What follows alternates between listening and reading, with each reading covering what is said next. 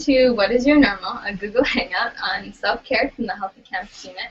Today we have Dr. Erica Dunn from Counselling and Clinical Services here to discuss ways to enhance your well-being using the key components of self-care. I'm going to start off by telling you a little bit about us here at the Healthy Campus Unit, and then I will hand it over to Erica. So the Healthy Campus Unit is a health promotion team here at the U of A made up of student staff, volunteers, and 2 full-time staff. Our work comes from the understanding that our well-being is directly linked and is essential to student success. We also believe that the environment around us, where we study, work, and live, play an important role in our well-being. We use health promotion strategies to encourage members from all over campus to work together in creating a healthier campus community. Some of the programs that our unit organizes are Wellness Grants on Wind Your Mind, which is starting April 5th, and Wellness Champions, which we are currently taking nominations for. We also coordinate the National College Health Assessment, which is a survey looking at student health on campus. And those are just a few of our initiatives. This Google Hangout is one of the ways we are working with partners across campus to support student well-being. The Google Hangout will be archived and part of Unwind Your Mind in the future. Alright, so now on to Dr. Erica Dunn. Dr. Dunn is passionate about post-secondary student mental health and is a registered psychologist currently working at Counselling and Clinical Services here at the U of A. Her graduate research examined barriers to help seeking on post-secondary campuses and ways in which these barriers can be addressed by student services. So welcome, Erica. Okay, thanks for having me, everybody. Like Leisha said, my name's Erica. I'm a psychologist here on campus. I work at Counselling and Clinical Services. And I'm just going to briefly chat with you today about some of the key components of self-care. Before I jump into that, though, I do think it's really important to just kind of really reflect on how the university environment makes it fairly challenging to consider the ideas of self-care. And when I say that, what I mean is we talk a lot on university campuses about the idea of normalization, and I think normalization would be a really wonderful thing, but unfortunately we don't really tend to normalize things like depression and anxiety and other mental health conditions because instead we tend to normalize on campus the experience of suffering. So rather than treating depression and anxiety and other things like that as if they were conditions where you can go to the doctor and seek treatment much the same way you would a cold or things like that, instead what we end up normalizing is the experience of suffering. So on university campuses we have this tendency to kind of think that, you know, it's normal to go, you know, a long period of time without getting a lot of sleep. It's normal to stop exercising because you're too busy studying. It's normal to stop seeing your friends. It's normal to have to kind of rely on coffee to keep you motivated through the day. And all of those behaviors, unfortunately, are not really that healthy. And so what I'm going to talk to you today is how to kind of use some of the basics of self-care to have healthy behaviors while trying to kind of overcome that message that it's normal to not be taking care of yourself. Unfortunately, our culture doesn't talk a lot about how to take care of yourself, and so hopefully today I'll give you a few kind of small strategies for how you can take care of yourself just a little bit better. When I go through all this stuff, I'm going to say right off the bat, don't feel like you have to do it all at once. I think if you make some small changes in your life, that can have a really big impact. And don't feel like you have to make changes all at once, too. So sometimes if we make small changes and kind of build on that progress, that's going to end up being a lot more successful than if we try and change everything in our life all at once, and then that doesn't really become sustainable. So when we think of self-care, we kind of think of self-care in 4 key domains. So those 4 domains specifically are eating, sleeping, exercise, and social contact.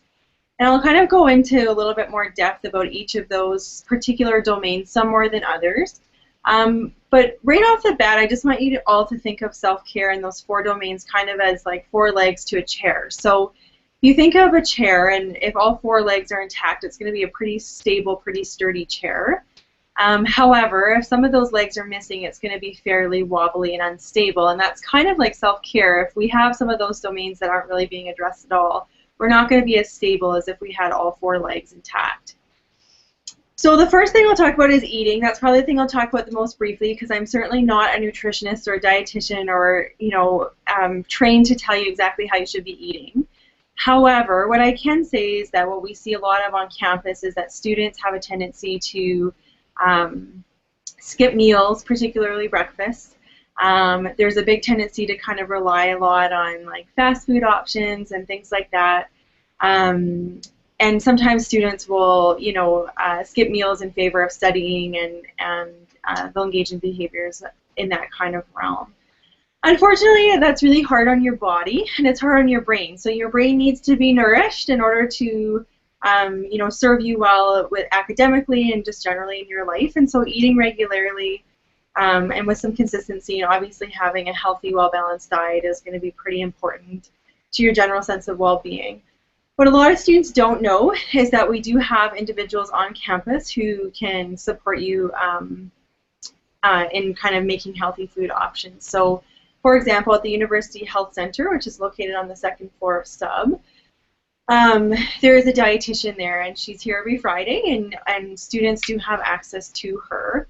So if you were interested in seeking the support of a professional trained in kind of giving you some guidance around dietary choices, you can go to the University Health Center and seek kind of the advice and the feedback from somebody who's trained in that particular area. We always, as psychologists, just kind of encourage regular eating. Eating at kind of consistent intervals, each day, and trying to be conscious of having a healthy and a balanced diet. But again, the specifics of that are definitely you can have support in defining the specifics of your diet through seeing a professional here on campus.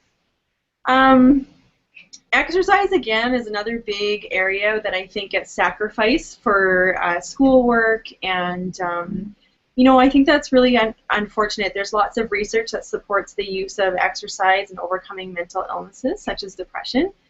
There's some research that actually even looks at kind of has three categories and compares people who aren't doing any type of intervention, individuals who are utilizing antidepressants to treat depression, and individuals who are utilizing exercise over a sustained and prolonged period of time, and consistent exercise, obviously. And in that research, it finds that people who utilize antidepressants and people who engage in regular, sustained exercise over a long period of time both have better outcomes than people who aren't engaged in any type of treatment at all. So we know that exercise is really effective. Research shows that exercise is really effective in overcoming some mental health issues.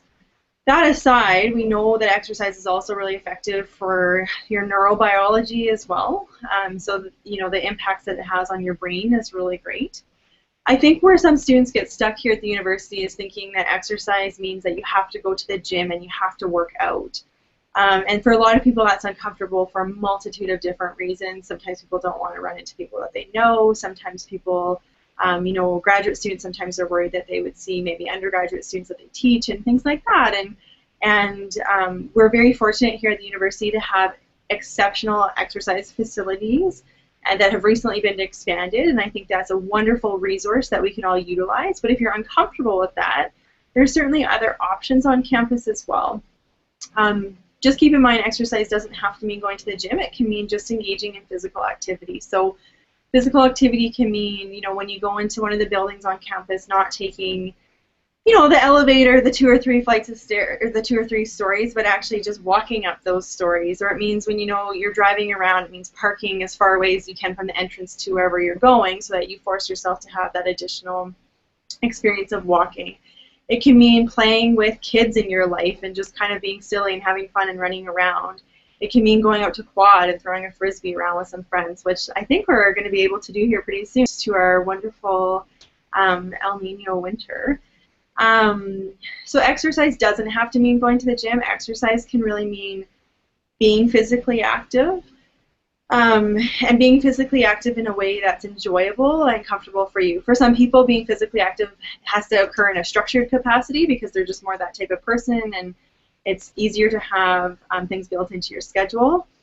And for other people, physical activity is something that needs to be unstructured and kind of do as they please. And again, it's totally whatever works for you, whatever kind of fits your personality and your lifestyle. But I think it's important to just kind of get out of the mindset that we have to, if we're not going to go to the gym, then there's no point in exercising. I think sometimes people get stuck thinking that if they're going to exercise, they have to do it every day or 5 days a week. I think if you're not doing anything right now, just making small changes and building upon those small changes, I think can be really, really quite beneficial rather than trying to kind of force major changes all at once that are not sustainable. So even doing something, once or twice a week for 10 minutes is better than doing nothing at all. The third kind of domain is social contact. So sometimes when school gets really stressful, we have a tendency to sacrifice, our time spent with our friends and the people that we love. And that can be really hard, on our kind of general well-being. We know as humans we're very relational creatures. We thrive off of social contact and spending time with our friends, and that has, again, big impacts on our brain chemistry and things like that. And we don't do so well in isolation, right? That's just kind of not the way that our species has evolved. We don't not meant to live alone. And so sacrificing our kind of social time in favor of studying can be really hard on us. And I think when it comes to social contact, the key thing to really consider is just balance, right? So sometimes students will kind of go on one end of the extreme and will engage in no homework and not do any of their schoolwork and spend all their time with their friends, and that can be problematic and create stress. Or students can go to the other end of the extreme and just kind of isolate themselves and spend all their time, in the library or at home studying and things like that. Again, social contact doesn't mean you have to go out and have big, elaborate events with friends or anything like that. Social contact can really be about, just meeting up with a friend. If you're on campus studying for finals, just taking a break and meeting up with a friend to, just have coffee or have dinner or take a quick break. You can also incorporate social contact with things like exercise. Like I said, you can go out to a quad, for example, and throw a frisbee around. Calling your friends, texting your friends, all that kind of stuff is really valuable. But it's really important not to sacrifice that time entirely. Same thing with if you're somebody who enjoys spending time with your family, same thing goes there too, right? Just making the time to spend time with those individuals that you care about and that make you feel good. Sometimes when we're in university, we get so busy that we kind of adopt the mentality of, I'll just get to it when I have time, and once exams are over, then I'll start hanging with my friends again, or once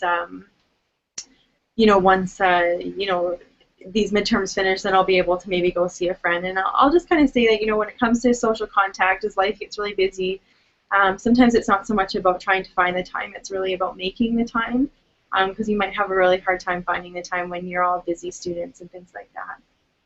And then the last thing I'm just going to talk about is sleep. So sleep, I think, is one of the biggest challenges that, we know that sleep is one of the biggest challenges that university students struggle with.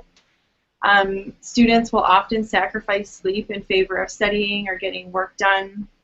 Then that kind of can generate some pretty problematic cycles where, because they sacrifice sleep at night, they end up napping during the day, then they can't sleep at night, and the cycle goes on and on. And again, I think that's really hard for students. Sleep is really a fundamental component of our well-being. And there's lots of ways that we can easily kind of enhance our sleep so that our sleep is kind of more effective for us. At Counselling and Clinical Services, usually every semester we do run a workshop on sleep that is a drop-in workshop, so you can just show up, and there's lots of great tips that you can find there. We also do have a sleep handout on the Counselling and Clinical Services website that also people find a lot of benefit from. But just some of the main kind of pointers or tips around sleep that I think students struggle with the most. The first is that I think as students we kind of get out of a regular routine where we go to bed and wake up at the same time every day, including on weekends. And that's really hard on our body, because our body really needs to kind of know when it's supposed to be tired and when it's supposed to be awake. And if we go to bed at 3 in the morning one night and then try to go to bed at 10 o'clock the next night, it's going to be really hard on our body, and we're going to feel kind of a constant state of fatigue, because our body just isn't going to be regulated and know when it's supposed to be tired and when it's supposed to be awake. So if we can go to bed roughly at the same time every day and wake up at the same time every morning, again, not to the minute or anything like that, but again, just kind of both within the same kind of rough windows, that's going to be extremely helpful for our bodies, because we're going to be able to know when we're supposed to be tired and know when we're supposed to be awake, and you'll find that you have a lot more energy during the day. Napping can also be really hard on our body. It can really kind of signal to our body that, you know, if we're going to have a nap every afternoon, that we're always going to start to kind of feel that fatigue in the afternoon, and that can be really hard on us in the days when we can't nap. So I often encourage students to try and avoid napping altogether, but if you have to have a nap for less than like 30 minutes, rather than napping for the entire afternoon and then throwing off your whole sleep cycle. Another big deterrent from sleep that I think students struggle with is any type of stimulant, so coffee is a big one. You'll want to stop kind of taking in caffeine probably at about 2 or 3 in the afternoon, and we see lots of students taking in caffeine all the way through the night. So if you can avoid caffeine intake, I think that's a really important component of enhancing your sleep. Same thing with cigarettes and things like that as well. Those are, any type of substance like that is going to be a detractor from your sleep quality as well. Sometimes students also don't really have the greatest sleep environment, so you really do want your sleep environment to be cool, dark, comfortable, and quiet. So if you're somebody that lives in residence or has roommates, trying to kind of ensure that your environment is quiet and comfortable and somewhat cool can be important. So if you don't have control over the temperature, you know, utilizing a fan, or if it's really hard to sleep because of the noise in your space, then utilizing earplugs. All of those types of things, I think, can, you know, add to your particular sleep quality. Another thing that I think students struggle with respect to sleep is being pretty kind of stuck to screens before they go to bed.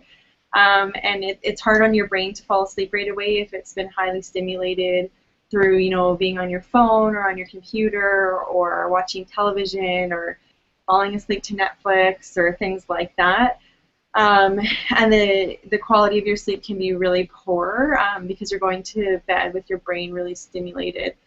So you want to give your brain, you know, at least a half an hour, but if you can, an hour of non-screen time before you go to sleep, and you might find that your sleep quality increases greatly. Lots of students talk to me about, you know, when I go to bed, I have a really tough time because I can't fall asleep, and then I get frustrated, and then the frustration kind of keeps me awake, and then it creates kind of this nasty cycle. So with that, I often encourage students, you know, if you're laying in bed and you can't fall asleep, get up after half an hour, just go sit on the couch or just go do something different for a couple minutes, and then come back and try and go to sleep again. So instead of sitting there and really fighting with yourself, it's just easier if you can just give yourself the time and the space just to kind of break from that experience and then come back to it and try again. Our bodies all know how to sleep. Our bodies will fall asleep when they absolutely have to. We're all wired with the ability to sleep. And so sometimes we just kind of have to give our bodies permission to just rest until we can actually go to sleep. You know, obviously things like stress and anxiety and all of that kind of stuff is also going to, you know, detract from sleep quality. And if you're someone who struggles with stress and anxiety, certainly there's lots of resources, again, through handouts on the Counselling and Clinical Services website, and there's lots of workshops that we do throughout the semester that might also give you some additional ideas or strategies for how to cope with stress and anxiety that might be taking away from your sleep quality. And then all the other things we talked about are going to relate, right? So if you exercise regularly, that's going to help you sleep. You don't want to exercise right before you go to bed. But if you exercise with some frequency, that's going to help your sleep quality. And if you're really conscious about eating too, that's also going to help. So people who eat supper, you know, right before going to bed, that's going to be hard because your body is going to stay awake because it's going to be very busy digesting food. Whereas if you, you know, can eat kind of 4 hours before you go to bed, then your body's not going to remain kind of engaged in that process any longer. And then sometimes people find just, you know, like having a warm bath or taking a shower, things like that, before bed can also be really quite helpful as well. So sleep, I think, is the biggest one that students universally struggle with the most. Like I said earlier, we tend to really sacrifice sleep in order to benefit our well-being. Just know that if you pull an all-nighter, the impact of that on your memory is actually quite high. Our brains do need time to consolidate the information that we're learning. And sleeping is a really effective way to do that. And so your memory is actually going to be better if you do allow yourself to sleep. Sometimes students say to me, well, how can I do that? Because, I have to stay up really late to get work done. And I always ask them, well, are you napping? And they say, yeah. And I say, okay, well, if you stop napping and do work when you're napping, then you're not going to have to stay up so late, at nighttime. And then you'll end up getting kind of a consecutive amount of sleep. What I will say, too, finally, about sleep is that if you do start to make some changes to kind of the way you approach sleep, so your routine before bed, or you cut out, coffee earlier, if you change your eating patterns or you start exercising, you're probably not going to notice an impact right away. You might have to be consistent with the changes you make to your sleep for about 2 to 4 weeks before you start to notice an impact. So if you're like, I'm trying all this stuff and it's not helping, give it some time, because, you might notice an impact if you just continue to be consistent with it. And if you ever try any type of sleep aid, I would definitely encourage you to consult with a pharmacist.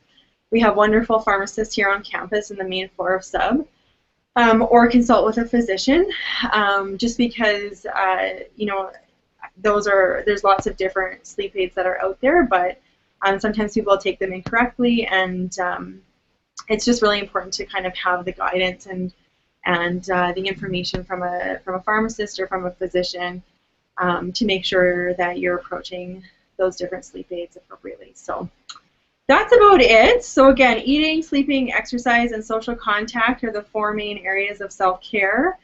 Again, it's kind of like 4 legs of a chair. So if you're working on all of those areas and they're all kind of feeling pretty good, you're going to have a pretty stable chair. And if there's some of those areas where maybe you're suffering a little bit more, that's going to kind of deplete some of the stability of that chair. And like I said in the beginning, taking care of yourself is something that we don't necessarily talk a lot about in our campus culture.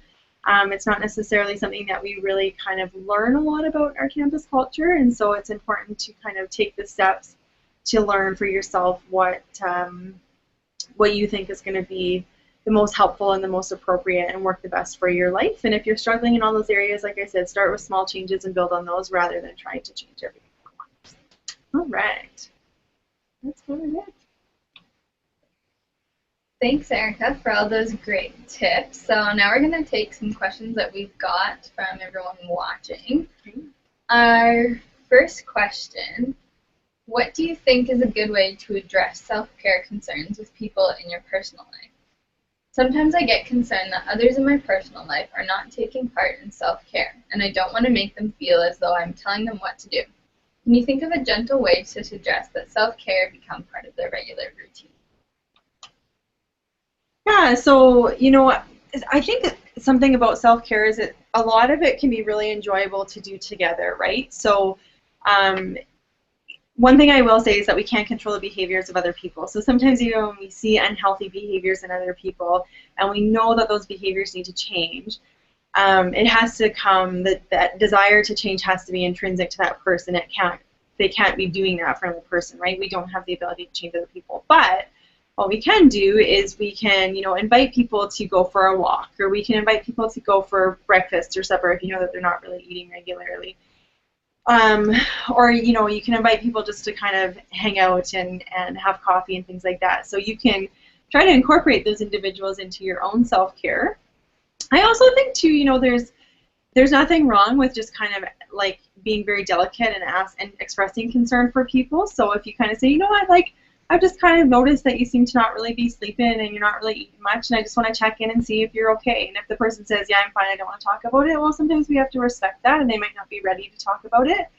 But if you can just kind of delicately express your care, so not attack them and not tell them that you think everything they're doing is wrong, but just express that you care and that you are concerned, and give them the space to talk if they feel like they want to talk. And then if you feel comfortable with it, or if it's appropriate for the terms of your relationship, then you can certainly invite them to participate in self-care activities with you as well. Great. So another question we got was, do you have tips for creating a self-care routine and making it into routine? So I know you already touched on this, but maybe how to make it something regular that you do weekly and with studying. Yeah, Yeah, so I think, a big part of time management is having a schedule and having a schedule that you stick to consistently. I think if you're going to make something a routine, you have to be really realistic with it. So I know for myself, I would not be able to exercise 6 or 7 days a week because I just don't have the time to do that. But if I kind of scheduled in regular exercise like 2 or 3 times a week, that would be a lot more realistic for myself and for my life. And so I think the first thing you have to do is assess what is realistic for you. The second thing you have to do is assess the type of person that you are. So do you want something that is very structured, like registering, for example, for one of the classes through campus recreation, or do you need to like set alarms to remind yourself to go to bed or things like that? Like you have to decide kind of what is going to be the most appropriate for you given kind of your personality. And then the hardest part is sticking to it. And sometimes if you're someone who has a really hard time sticking to it, then reward yourself. So if you're like, okay, you know what, I'm going to start by trying to exercise twice a week, and I know I have to do it on Tuesdays and Thursdays between 5 and 6. And if you stick to that for a couple weeks, reward yourself for that. So, like you might buy yourself like the new article of clothing, or you might, go see a movie that you're wanting to see or whatever. It doesn't matter, but just reward yourself for those things. Another really helpful thing to do when you're trying to develop kind of a routine and you're having a tough time with that is just kind of track your behavior a little bit. So write down, your intentions, and then just track if you've actually, been consistent with those intentions. And then again, you can use, if you have been consistent with your intentions, then you can reward yourself for that. So, yeah. Awesome. So thank you, Erica, for speaking with us about self-care. I think those tips will really help students throughout university and even after. And just like Erica said, you don't have to do everything, but any little thing you can do will definitely make a difference. If you want to implement these self-care strategies, you can come visit us during Unwind Your Mind, just starting April 5th until April 21st. There we want to provide you with the resources to actually implement all these self-care tips during the stressful times. We'll have exercise classes, Woolly Wellness, furry friends, and sessions with various partners, just like Counseling and Clinical Services. So make sure you come stop by. And again, thank you, Erica, for joining us, and thanks to all of you for watching. If you want any more information or have any more questions that weren't answered, feel free to contact us on our Facebook page and on wellness@ualberta.ca.